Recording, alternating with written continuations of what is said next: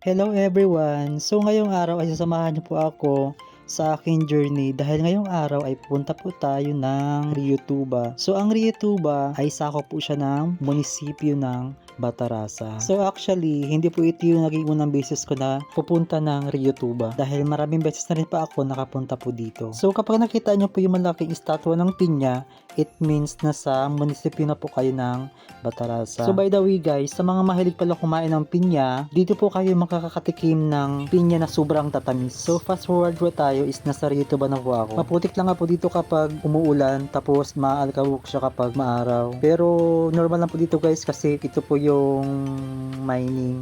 So dito po dumadaan yung mga truck ng minahan. So by the way guys, it's already 5 PM. Umalis pa ako ng Puerto Princesa around 12 noon. So pupunta pa ako ng Sitio Marabahay. So doon pa ako mag-i-stay kasi po dito pa ako magpapasko. Make sure lang guys na kapag pumunta pa kayo dito is dapat wag po kayong sumuot ng white shirt o anything na puti kasi po nakakamansya po yung lateray. Grabe naman makatingin si kuya. Super tingin yarn. So dito na po ako ngayon sa may terminal ng Marabahay. So kinabukasan ay pumunta pa ako ng simbahan para po mag-pray.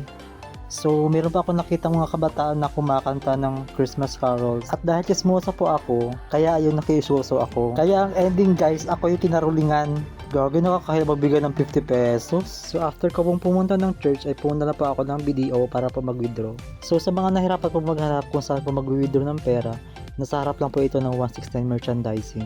So, dahil kutis mayaman po tayo, is naghanap po ako ng pwedeng kainan na naka-aircon. So ito po ay malapit po sa may palengke. So dahil masipag po tayo is dito na rin po ako magtatrabaho. So ito po pala ay milk tea shop.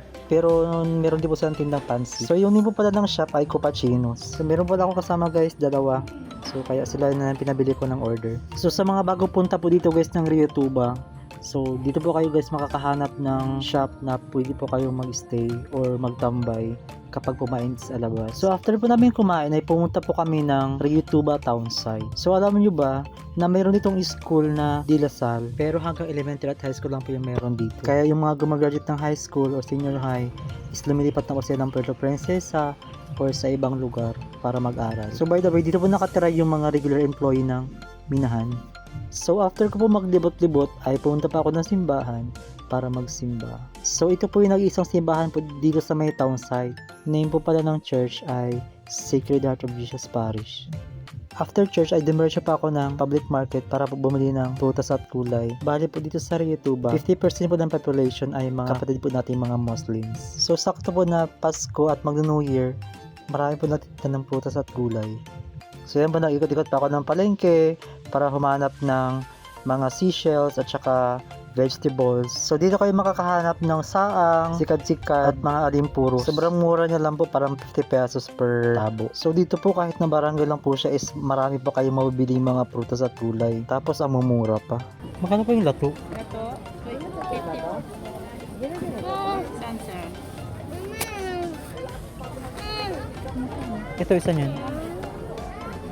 Pagsapit ng gabi ay pumunta pa ako ng barangay para maglakad-lakad. So nagpicture na rin pa ako sa malaking Christmas tree po nila. So sa mga hindi pa po nakakapunta ng Rio Tuba, sana po ay na-tour ko po kayo dito. So ganda po kasi yung buhay ng mga tao po dito. Maliban po sa minahan is maganda rin po dito yung kanilang mga white beaches at yung tinatawag nilang white sand. Kaso lang hindi pa ako dito masyadong naliligo sa kanilang mga beach kasi nakakatakot po, maraming mga buhaya. So sana po ay nagustuhan niya po yung video ko. Thank you sa mag-like and follow. Hanggang dito na lang po. Bye-bye!